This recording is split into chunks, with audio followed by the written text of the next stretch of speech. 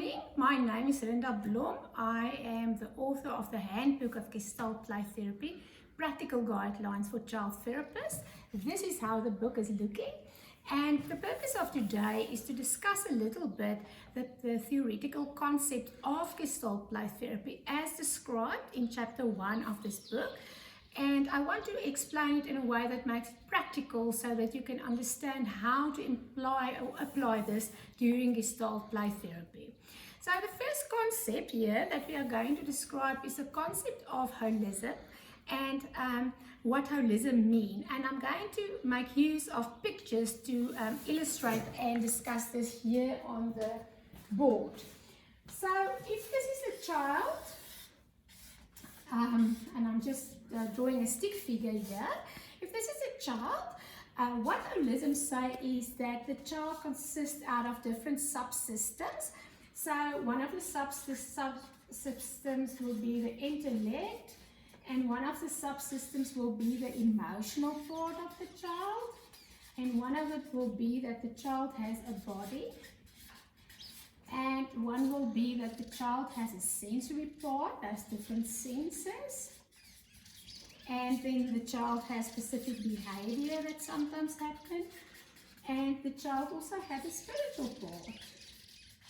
So what the concept holism implies is that the sum of the different parts is more than the total of the parts.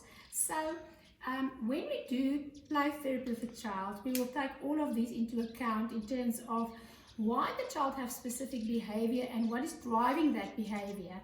In other words, our question is, why does a child need to have specific behavior, like, for example, bedwetting or aggressive behavior or bullying, or whatever the reason is that the child comes in for therapy.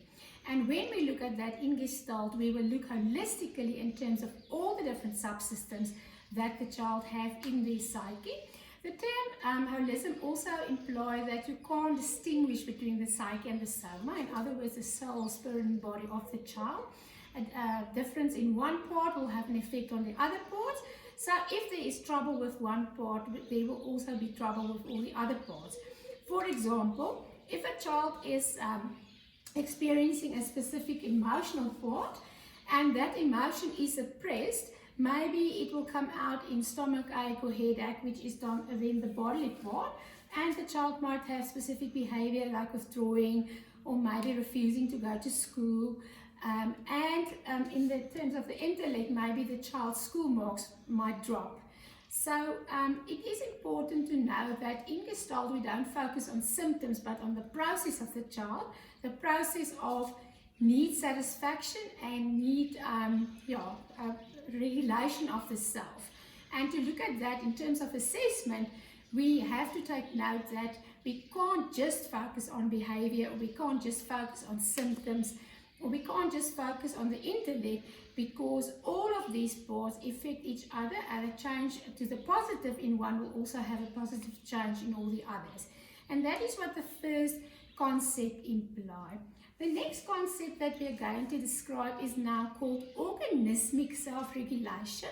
It sounds like a difficult word, but it is not that difficult. So what that means is, if this is the child, then anything that is not the child is called the environment. So environment can be something that's alive, like another person or parents or a teacher at school, or it can also be something like food or something to play with. Anything that's not the child is environment.